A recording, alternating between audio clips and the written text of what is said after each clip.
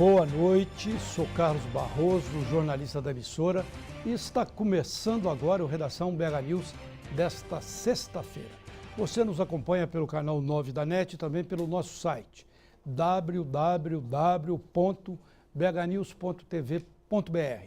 Participe conosco pelo e-mail redação@bhnews.tv.br ou pelas nossas redes sociais, pelo Facebook Redação BH News, pelo Twitter @Redação BH News ou ainda pelo telefone 3264-1880.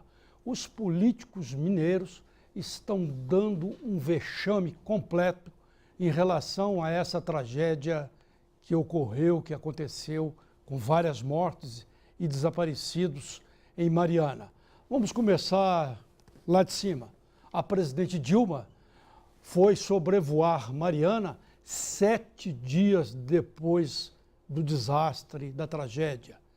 O ex-presidente americano, George Bush, fez coisa parecida em relação ao Katrina, aquele furacão Katrina, em New Orleans.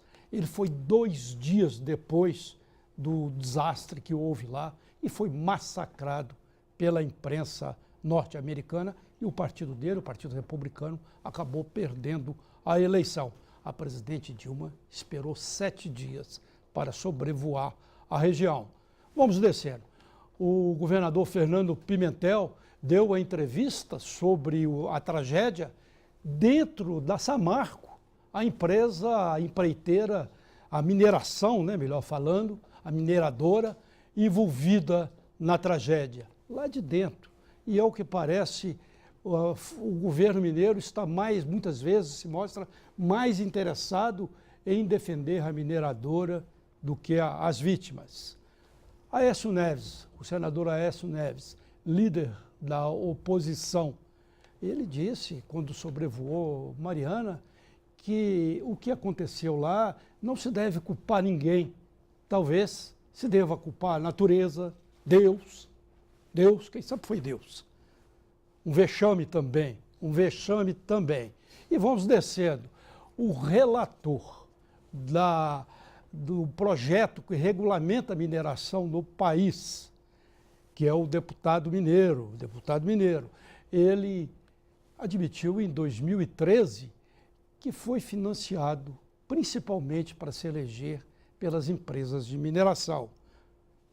O presidente da comissão, que é o deputado Gabriel Guimarães, tem vários parentes, inclusive o pai dele, o ex-deputado Virgílio Guimarães, que tem consultorias junto à mineração. Nessa tomada toda de políticos mineiros, o que se salva mesmo é o prefeito de Mariana, que está ameaçando até parar o trem, ou já conseguiu isso, da Vale lá na região. Ou seja, os demais estão numa situação de passividade diante da tragédia. Será porque as empresas de mineração estão entre as empresas que mais financiam políticos? É a pergunta. E vamos continuar com as notícias. Foi preso ontem um menor de 16 anos, suspeito de ter matado a tiros William Avelino, de 30 anos, e estuprado a namorada dele, de 20 anos, no Parque Estadual da Serra do Rola Moça. Os crimes de latrocínio, estupro e tentativa de homicídio estão sendo investigados pela Polícia Civil de Ibirité e Brumadinho. O menor aceitou fazer um exame de DNA para comparar com o material recolhido da vítima de estupro.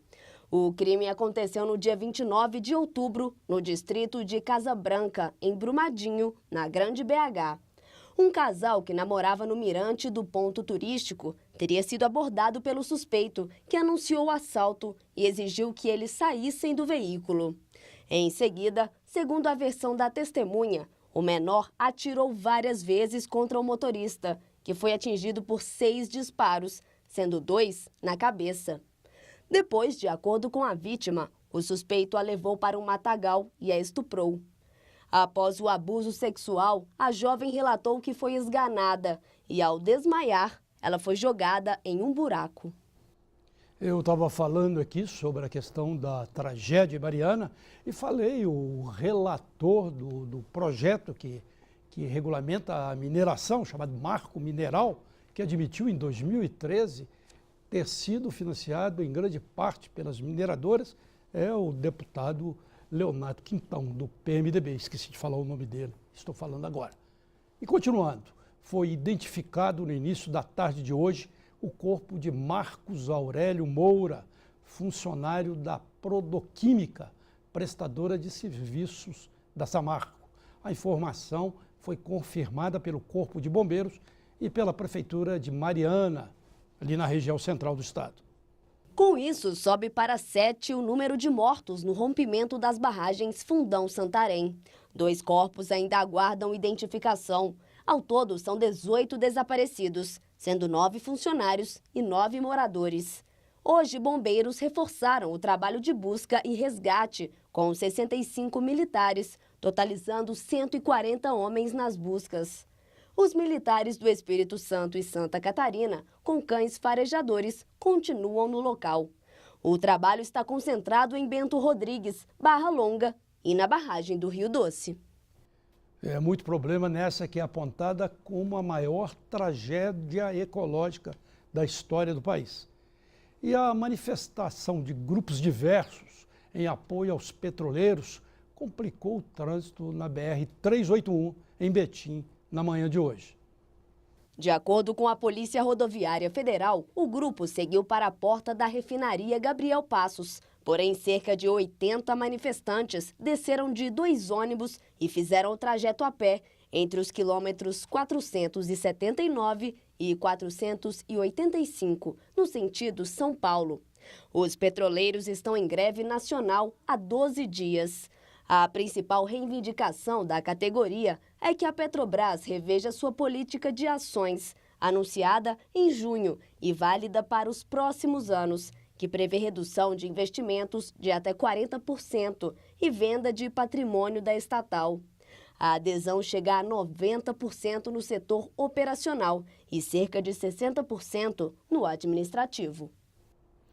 Ainda bem, uma boa notícia. Deu negativo o resultado do primeiro exame para saber se um paciente isolado no Rio de Janeiro tem ebola. A informação é da Fundação Oswaldo Cruz. As análises serão repetidas em 48 horas. O acompanhamento é necessário e será repetido até que a suspeita de ebola esteja descartada, já que o paciente pode apresentar resultado negativo em um primeiro momento e, na contraprova, ter um resultado diferente. O paciente tem quadro estável e não tem febre desde a noite de quarta-feira. O homem, que é brasileiro e tem 46 anos, segundo a Força Aérea Brasileira, que fez o transporte para o Rio, está recebendo medicamentos para prevenção de malária, que tem os mesmos sintomas do ebola. Eu estava falando aqui sobre a tragédia de Mariana e eu queria convidar você para assistir o programa Cena Política. É na segunda-feira, às 11 horas da noite. O programa que eu apresento vai debater todos os aspectos dessa tragédia de Mariana. E o Redação BH News volta logo após um rápido intervalo.